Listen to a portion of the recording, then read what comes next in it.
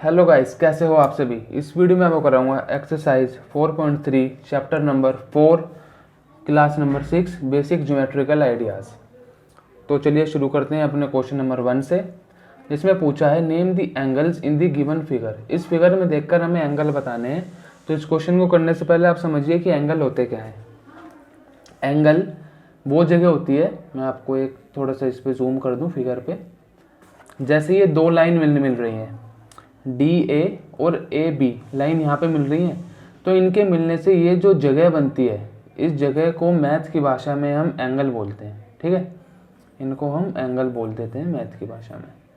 अब ये A D और सी डी के मिलने से यहाँ पे एक जगह बन रही है, ये इनका एंगल है।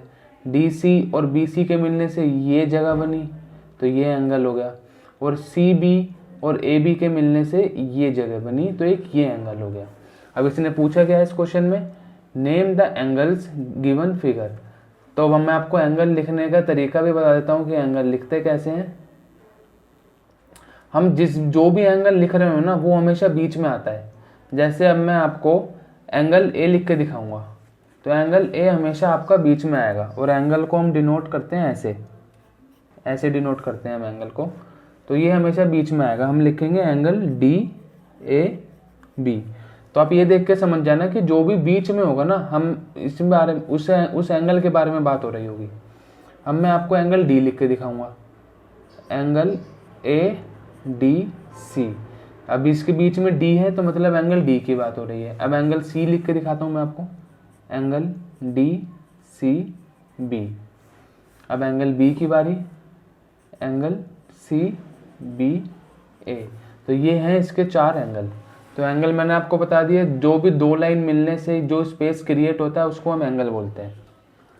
इससे आसान भाषा में आपको कोई नहीं बता सकता कि एंगल क्या होते हैं। आप लंबी लंबी डेफिनेशन पढ़ लीजिए, कोई फ़ायदा नहीं है। होता वही है जो मैंने आपको ये दो लाइन में बताया है। दो लाइन के मिलने से जो जगह बनती है उसे हम एंगल बोलते हैं। अब इंग्लिश में इसकी 4-5 लाइन की डेफिनेशन पढ़ लीजिए, उससे कोई फ़ायदा नहीं है। बात वो यही कहता है। अब मैं आपको बताता हूँ, इन द गिवन डायग्राम, मैं आपको ये मिटा देता हूँ पहले, फिर मैं आपको करके दिखा दूंगा, जिससे आपको समझने में आसानी हो जाएगी।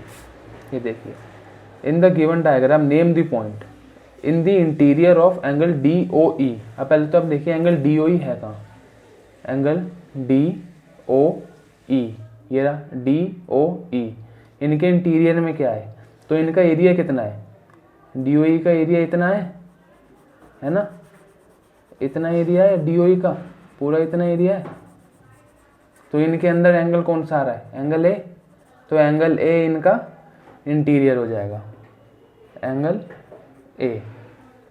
इन the exterior of angle E O F. E O F कहाँ है, ई ओ एफ। तो इनके एक्सटीरियर में कौन कौन से एंगल हैं, एक तो एंगल सी, एक एंगल ए, एक एंगल डी। तो ये इसका आंसर है, angle C, angle A, angle D. On angle E O F. E O F का है, ई ओ एफ। अब इसने क्या पूछा, ऑन। ना इसने इंटीरियर पूछा ना इसने एक्सटीरियर पूछा। अब एंगल ई ओ एफ में कौन सा एंगल है, एक ये, तो एक एंगल एफ, एक ओ, एक बी, एक ई। तो ये आंसर हो जाएगा, एक एफ, एक ओ, एक बी और एक ई। एंगल ई ओ एफ पे तो ये चार ही पॉइंट है ना। तब चलते हैं अपने क्वेश्चन नंबर 3 की तरफ। इस फिगर को मत देखिएगा, ये फिगर किसी और क्वेश्चन का है। I will rub it. अब देखिए इसने क्या बोला है, draw rough diagram of two angles such they have one point in common. अब हमें एक ऐसा डायग्राम बनाना है जिसमें एक पॉइंट कॉमन हो। तो चलिए मैं आपको बना के दिखा देता हूँ, यहाँ पर बना के दिखा देता हूँ मैं आपको। तो ए का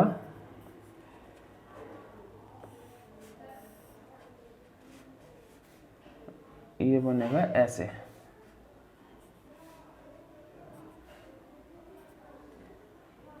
एंगल बी, ए ले लो, बी ले लो, सी ले लो, इसे आप, ये इनका कॉमन पॉइंट है, इसे ले लो ओ।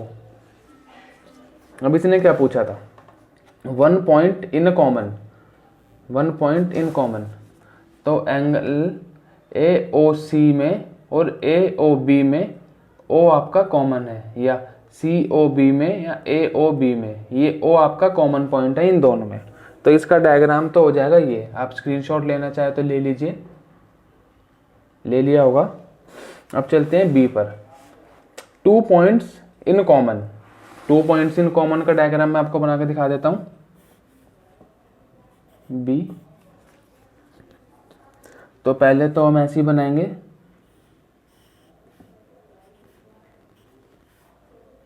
यहाँ पे इस पॉइंट को O नाम दे दीजिए, इसको A दे दीजिए, इसको B दे दीजिए। अब इसने क्या बोला था, 2 पॉइंट्स इन कॉमन, तो एक लाइन आप यहाँ से भी निकाल दो, ये लाइन है सॉरी, 2 पॉइंट्स इन कॉमन। अब इस लाइन को आप P नाम दे दो, इसको Q नाम दे दो, हो गया ना। 2 पॉइंट्स इन 1 कॉमन, तो 2 पॉइंट्स कॉमन कौन से हो गए, O और P। ये आपके AOB में भी है और आपके OPQ में भी है। ये आपके दोनों एंगल में ये O और P कॉमन हो गए, O और P, 2 पॉइंट्स इन कॉमन। अब इसने पूछा 3 पॉइंट्स इन कॉमन और 4 पॉइंट्स इन कॉमन, इन दोनों का कोई डायग्राम पॉसिबल ही नहीं है, इनका कोई डायग्राम पॉसिबल ही नहीं है, नॉट पॉसिबल, ठीक है। तो इनका कोई डायग्राम बनेगा ही नहीं। अब इसने क्या बोला है, ई में देखते हैं, 1 रे इन अ कॉमन, 1 रे इन अ कॉमन, 1 रे इन अ कॉमन का डायग्राम मैं आपको बना दूं। ई का डायग्राम बन जाएगा ऐसा,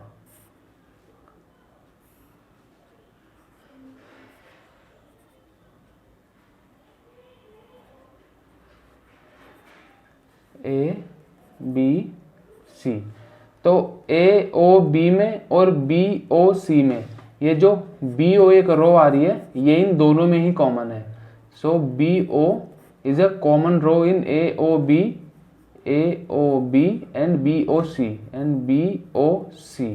OB is a common ray. तो उसने यही पूछा था, 1 रो इन कॉमन। तो 1 रो इन कॉमन का डायग्राम बनेगा ये।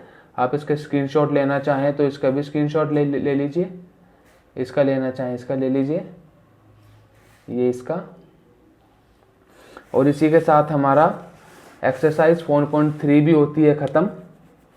अगली वीडियो में आपको कराऊंगा एक्सरसाइज 4.4। बने रहे चैनल के साथ। थैंक यू बच्चों।